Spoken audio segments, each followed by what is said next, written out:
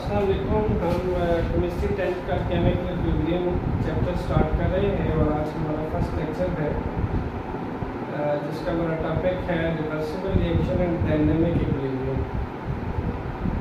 Reversible reaction एक होता है रिवर्सिबल रिएक्शन और एक होता है इरिवर्सिबल रिएक्शन। जो हमारी बेसिक है आज उसको जितना अच्छा आप सीखने की कोशिश करेंगे उस हिसाब से इस चैप्टर को अप्रोच करना आपके लिए ईजी होगा। ठीक है, हमारे पास दो टाइप्स के रिएक्शन होते हैं। एक होता है हमारे पास रिवर्सिबल, एक होता है इरिवर्सिबल।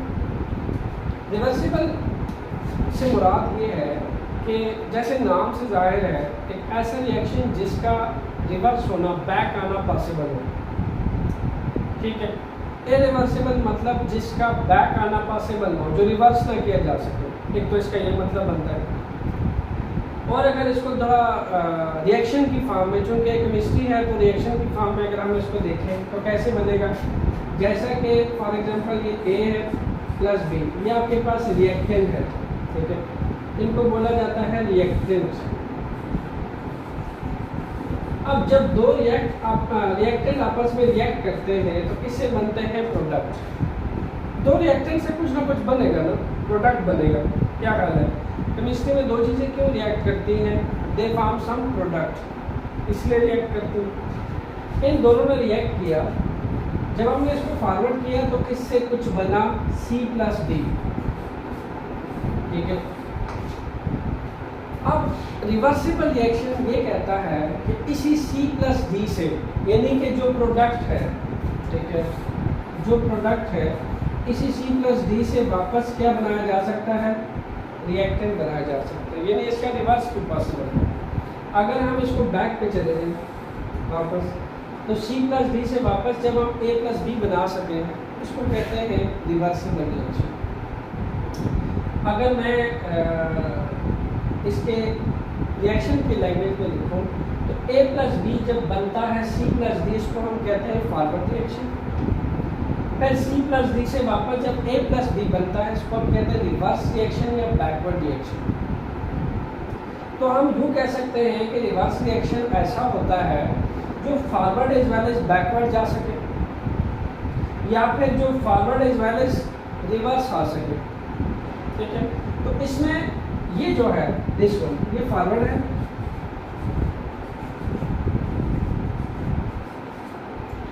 और ये आपके पास बैकवर्ड है।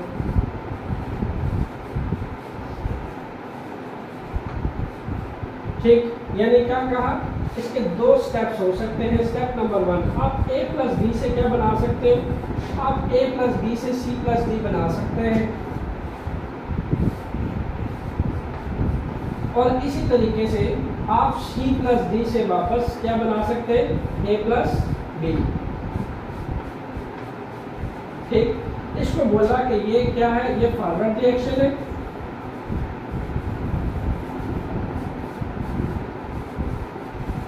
ये आगे जा रहा है। ठीक है, और हम ये भी कह सकते हैं फॉरवर्ड रिएक्शन ऐसा रिएक्शन होता है जिसमें हम रिएक्टेंट से क्या बनाते हैं? प्रोडक्ट। फिर रिवर्स रिएक्शन। रिवर्स रिएक्शन कैसा है? रिवर्स रिएक्शन या फिर बैकवर्ड रिएक्शन भी कह सकते हैं इसको आप। ठीक है, रिवर्स प्लस बैकवर्ड। रिवर्स और बैकवर्ड में क्या होता है? प्रोडक्ट से वापस क्या बनते हैं? रिएक्टेंट। समझ आ गया? यानी रिवर्स रिएक्शन ऐसा है जिसमें forward is well as reverse किया जा सके, जिसमें रिएक्शन आगे को भी जाए और पीछे भी आ सके। रिएक्टेंट से प्रोडक्ट बने और प्रोडक्ट से वापस रिएक्टेंट बने। अच्छा, फिर हमारे पास इरिवर्सिबल कैसा रिएक्शन होगा? Irreversible reaction just one direction होता है, जस्ट वन डायरेक्शन होता है, यानी उसमें क्या होता है? सिंपल रिएक्टेंट से प्रोडक्ट बनते हैं। समझ आ रही है? हम दो रिएक्टेंट को, दो सब्सटेंस को रिएक्ट करेंगे और हम उसका प्रोडक्ट बनाएंगे। यानी अगर ये तो खैर आपका रिवर्सिबल रिएक्शन होगा।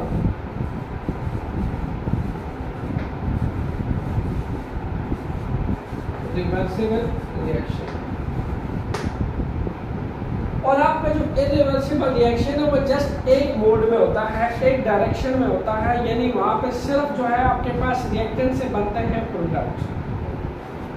जिसको हम इरिवर्सिबल कहते हैं, इरिवर्सिबल।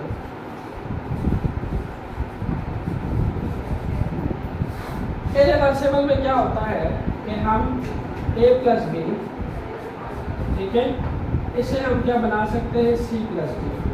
इसका पीछे आना पॉसिबल नहीं है। It only occur in one direction from reactant to product.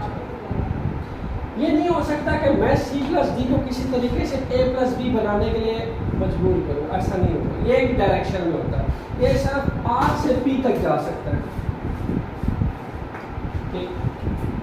दोनों में एक अच्छा खासा फर्क है। कैसा? ये टू डायरेक्शनल होता है, ये वन डायरेक्शनल है। तो यहाँ हम ये भी लिख सकते हैं two directional, two directional reaction होता है, और ये होता है वन डायरेक्शनल।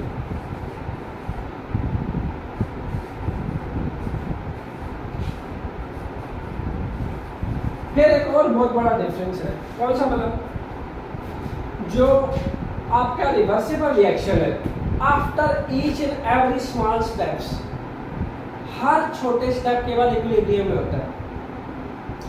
हर छोटे स्टेप के बाद किसमें होता है? इक्विलिब्रियम। इससे मेरी क्या मुराद है? इससे मुझे ये मुराद है कि जितना रिएक्शन यहाँ से लेफ्ट से राइट की तरफ जाता है, मेजर दैट चांस होता है कि उतना ही प्रोडक्ट मेनली रिएक्टेंट बना रहा होता है।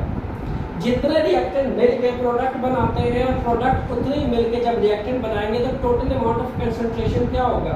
Constant, equal. यानी आपका रिएक्शन किस में होगा? इक्विलिब्रियम। छोटे रिएक्टेंट ने मिलके प्रोडक्ट बनाया, प्रोडक्ट थोड़ा बढ़ गया, प्रोडक्ट ने मिलके वापस क्या बना दिया? रिएक्टेंट। तो छोटे छोटे स्टेप्स में after each and every small steps जो आपका रिवर्सिबल रिएक्शन होता है, ये हर टाइम इक्विलिब्रियम में होता है। फिर रिवर्सिबल रिएक्शन में क्या होता है? ये सिर्फ स्टार्ट में और जब रिएक्शन कंप्लीट होता है तब इक्विलिब्रियम में होता है। स्टार्ट में क्यों इक्विलिब्रियम में होगा? भाई ये जो ए और बी का आपने प्रोपोर्शन लिया होगा, कंसंट्रेशन ली होगी, ये बराबर ली होगी ना, एक जैसी। आप दो चीजें जब रिएक्ट करवा रहे हैं उस टाइम आपका रिएक्शन डेफिनेटली इनिशियली इक्विलिब्रियम में होता है। ये तो नहीं हो सकता कि इनिशियली आप दो सब्सटेंस ले रहे हैं, आप इक्विलिब्रियम में आपका रिएक्शन ना हो। डेफिनेटली उस टाइम इक्विलिब्रियम में, क्योंकि अभी आपने उसे रिएक्ट नहीं करवाया, इनिशियल स्टेज है। जब आप रिएक्ट करवा के फाइनली प्रोडक्ट बना लेते हैं, बिल्कुल एंड सिचुएशन पे जब रिएक्शन कंप्लीट होता है तब इक्विलिब्रियम में हो जाता है, ठीक। जबकि ये क्या है? ये आपका after each and every small steps, थोड़े थोड़े रिएक्टेंट मिलके प्रोडक्ट बनाएंगे, फिर थोड़े थोड़े प्रोडक्ट मिलके वापस रिएक्टेंट बनाएंगे, और ये बहुत फास्ट हो रहा होता है, रिएक्टेंट से प्रोडक्ट, प्रोडक्ट से रिएक्टेंट। तो इसमें हमें हर छोटे स्टेप के बाद इक्विलिब्रियम में अचीव होता है। और रिवर्सिबल रिएक्शन में equilibrium is achieved only at initial and at the last when reaction is complete. समझ गए? Only at the end when reaction is complete, यहाँ तब अचीव होता है, यहाँ हर छोटे छोटे स्मॉल स्टेप्स में अचीव होता है। समझ गए? ये एक बहुत बड़ा मेजर डिफरेंस है। यानी अगर हम एक रिएक्शन ले लें जो कि है आपके पास 2SO2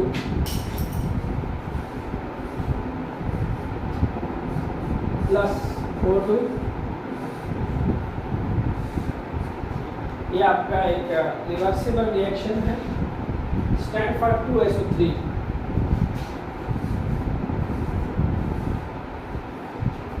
अच्छा, ये क्या कह रहा है कि सल्फर डाइऑक्साइड जो है दिस वन, ये ऑक्सीडाइज होकर सल्फर ट्राइऑक्साइड बना रहा है। अब ये रिएक्शन गया फॉरवर्ड, इस रिएक्शन ने फॉरवर्ड होकर क्या बनाया? सल्फर ट्राइऑक्साइड बनाया। अब इसी रिएक्शन का बैक भी पॉसिबल है। ये सल्फर ट्राइऑक्साइड वापस क्या बना सकता है? सल्फर डाइऑक्साइड बना सकता है, प्लस ऑक्सीजन बना सकता है। हम इसे वापस डिकम्पोज करके सल्फर डाइऑक्साइड प्लस ऑक्सीजन बना सकते हैं। ये है आपका रिवर्सिबल रिएक्शन, ठीक है। हम इसका forward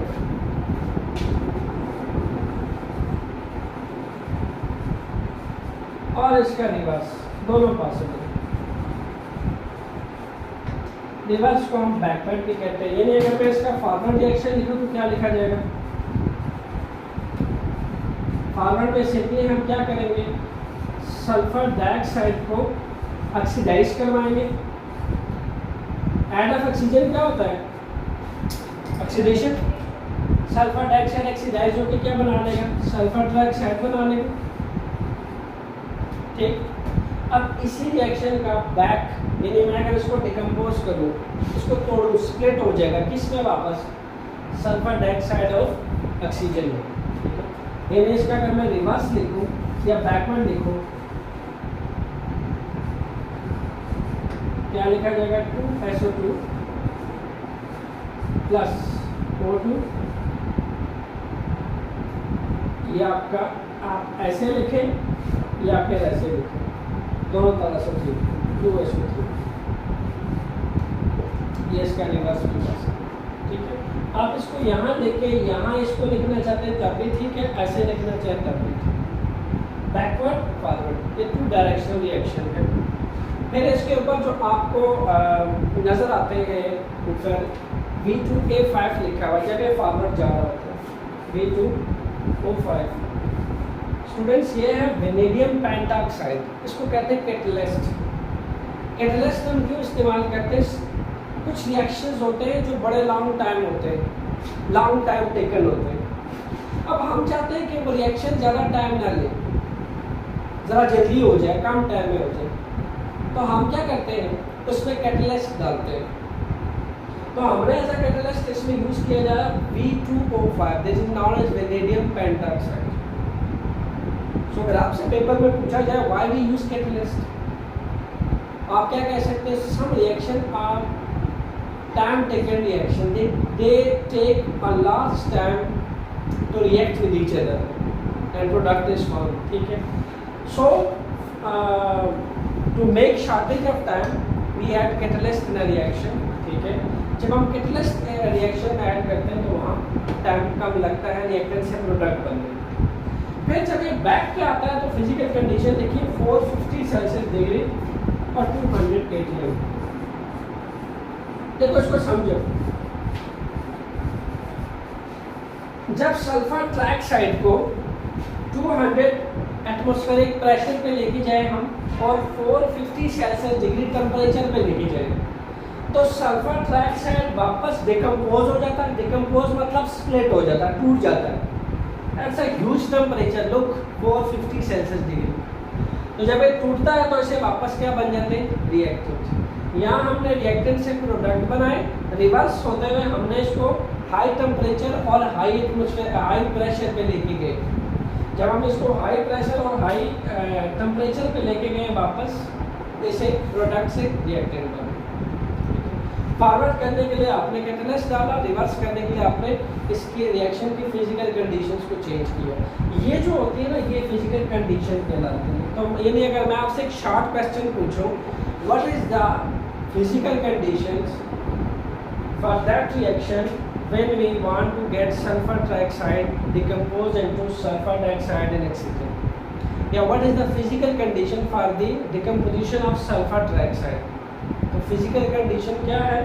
temperature at 450 Celsius degree और टेम्परेचर 280, प्रेशर 280। ये आपकी फिजिकल कंडीशन है रिएक्शन। ठीक है, तो क्या क्या सीखा हमने? हमने एक चीज़ ये सीखी कि हमारे पास जो फॉरवर्ड रिएक्शन होते हैं वो जो रिवर्सिबल रिएक्शन होते हैं वो forward as well as backward होते हैं। ठीक, 2 डायरेक्शनल होते हैं। हमने इसमें देखा कि ये जो आपके इरिवर्सिबल रिएक्शन वो सिर्फ फॉरवर्ड होते हैं, वो 1 डायरेक्शन में होते हैं। फिर हमने सेकंड डिफरेंस ये देखा कि जो रिवर्सिबल रिएक्शन होते हैं after each and every small steps के बाद दे आर इन इक्विलिब्रियम। जितना रिएक्टेंट से प्रोडक्ट बनता है उतना प्रोडक्ट से रिएक्टेंट बनता है। ठीक, फिर नेक्स्ट हमने डिफरेंस देखा कि आपके पास 1 डायरेक्शन और 2 डायरेक्शन का देख लिया और इक्विलिब्रियम का देख लिया। इरिवर्सिबल में हमने ये देखा कि ये सिर्फ इनिशियल स्टेज पे और एट द एंड इक्विलिब्रियम पे होता है। ठीक, only initially and at the end, ठीक है, तब इक्विलिब्रियम में होता है। और यहाँ आपने ये जो देखा, these are the physical conditions कि इसको फॉरवर्ड लेके जाने के लिए वेनेडियम पेंटॉक्साइड और ये जो टेम्परेचर चाहिए होता है दैट इज 450 सेल्सियस और डिग्री और 200 ppm, ठीक है। अगर आप ये रेफरेंस लिखना चाहते हैं तो ये लिख लें कि आपकी जो रिवर्सिबल रिएक्शन है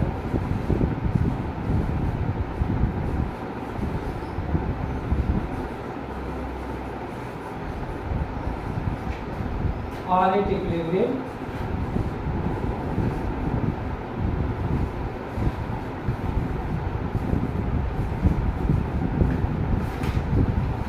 after each and every small steps.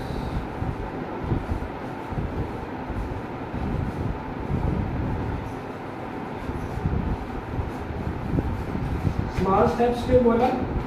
जितना थोड़ा थोड़ा करके रिएक्टेंट से प्रोडक्ट बनेगा उतने ही टाइम में प्रोडक्ट से वापस रिएक्टेंट बनेगा, तो रिएक्शन की कंसंट्रेशन ओवरऑल चेंज ही नहीं होगी। जब कंसंट्रेशन चेंज नहीं होती तो हम क्या कहते हैं, ये रिएक्शन कैसा है, इक्विलिब्रियम है, ठीक है। इसी तरह नंबर 2 इसी का कि आपका जो इरिवर्सिबल रिएक्शन है, इरिवर्सिबल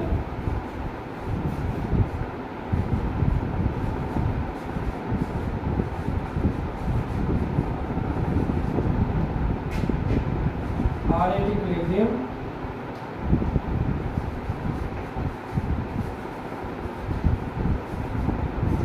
लिखा कब होता है, ओनली एट इनिशियल, या आप कह सकते हो ओनली एट स्टार्ट, बिल्कुल शुरू में, एंड एट द एंड, और जब रिएक्शन कंप्लीट हो गई। और बाकी आप इसके साथ लिख दीजिएगा 2 directional, it can be go forward as well as backward, 1 direction it is only go in forward direction, ठीक, ये साथ लिख लीजिए। ये था आपके पास reversible and irreversible reaction. Next हम बात करते हैं डायनेमिक इक्विलिब्रियम, ठीक है। ये अच्छे से समझ आ गए क्वेश्चन।